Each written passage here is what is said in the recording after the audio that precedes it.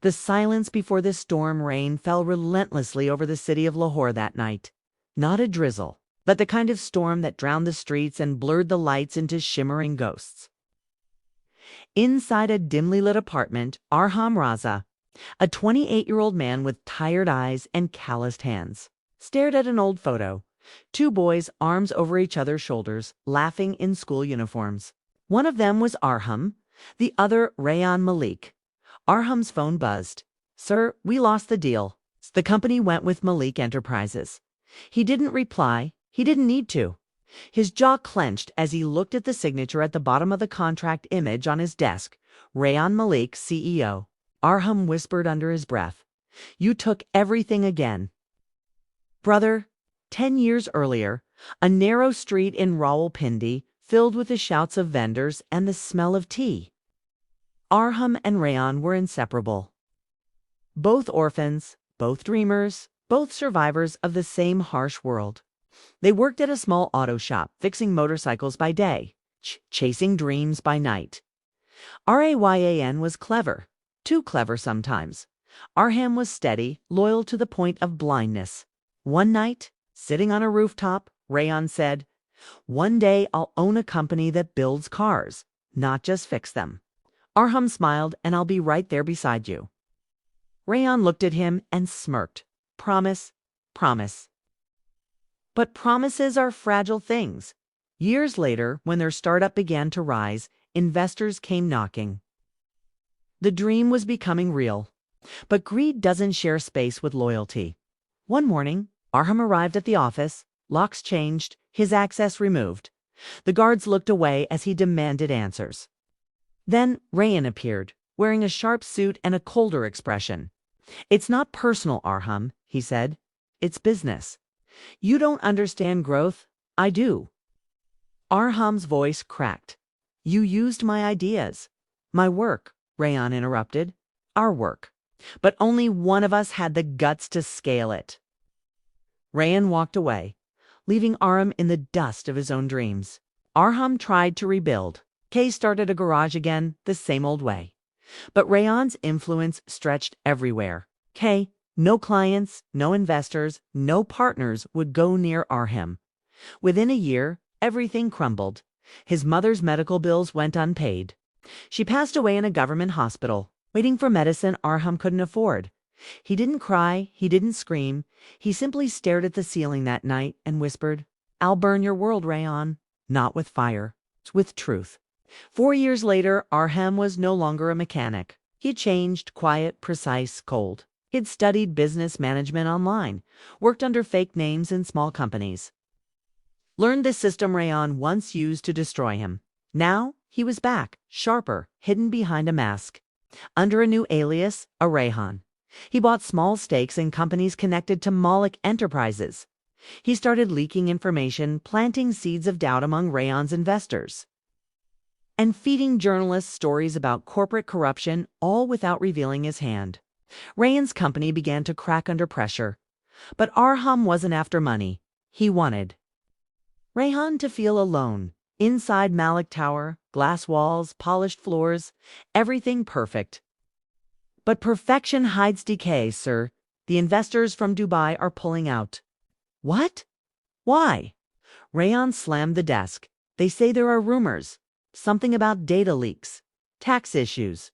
Rayan's temper boiled. He had built this empire from the streets. He wouldn't let it fall.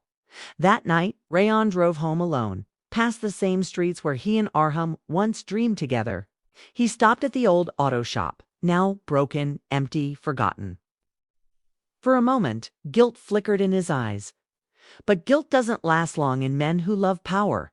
At a corporate gala, Rayan was surrounded by businessmen and flashing cameras. Then a voice behind him said softly, "Congratulations, Mr. Malik. You've come a long way." Rayan turned, a man in a black suit, short beard, .com smile. "Arham." For a moment, the world froze. "Arham Rayhan," he corrected. "You must be mistaken." Their eyes met, the past burning silently between them. Later that night, Rayan checked his phone. An email popped up from an unknown address. greater than every empire built on betrayal, eventually crumbles. Sleep well, brother. Rayon's hand trembled. He knew that tone. He knew it was Arham. Rayon tried to fight back, hiring investigators, tracing IPs, bribing journalists to silence the leaks. But Arham stayed ahead. Every time Rayon made a move, Arham was already there. Behind the scenes, Arham was gathering people Rayon had wronged, old employees, partners, even Rayon's former CFO who'd been scapegoated years ago. Together, they built a network, the Circle. Rayon had created enemies through arrogance. Arham gave them direction. One night, Rayon's assistant brought him a file. Sir, it's your brother's medical records. It's the one you sponsored years ago. Arham's mother. She didn't die naturally. She died waiting for the payment that was delayed from your company. Rayon froze. His face went pale. He had forgotten that file, ignored the signature line when the charity team asked for confirmation for the first time. Guilt didn't flicker, it consumed him. Months later, Malik Enterprises announced a new merger, a billion-rupee deal with an international firm. The contract signing was to be live-streamed globally. Arham saw his moment, using his access through the Circle. He inserted a hidden presentation file in the system. As the live stream began and Rayon stepped up to speak, the screen behind him flickered, and instead of the company logo, emails, documents, and transaction records appeared. Bribes, exploitation, illegal partnerships. The crowd gasped. Cameras flashed. Rayon froze. The evidence was undeniable. In the chaos, security tried to shut it down, but the damage was done. Malik Enterprises crashed overnight. Rayon's name was everywhere. Corruption, betrayal, downfall. 2 nights later, Rayon sat alone in his mansion, surrounded by silence. Empty whiskey bottles lined the table. The empire was gone. The calls had stopped. The world had turned its back. A knock on the door. Rayan opened it. Arham stood there, calm, composed. "You win," Rayon muttered. "No," Arham replied softly. "You lose yourself," Rayon laughed bitterly. "You think I don't deserve this?" Arham's voice was heavy. "You deserve worse. But I'm done hating you. Hate kept me alive, but it also killed who I was." He turned to leave. Rayan called out, "You ruined me." Arham stopped at the door. "No, Rayon, you ruined us." Weeks later, news spread. Rayon Malik was found dead in his mansion. Official report, suicide. A single bullet. The media called it the fall of a king. Arham stood at the grave, rain pouring again, just like that first night. He placed a small metal key on the tombstone, the key from their old auto shop. "I kept my promise," he whispered. "I stayed beside you till the end." As he walked away, the rain washed the dirt off the key, revealing the faint engraving. Brothers in dream, enemies in destiny. Months later, a new company rose quietly in the automotive world. Raza Motors, known for its ethics and innovation. Its founder, Arham Raza, never appeared in media. He lived quietly, dedicating profits to orphan charities.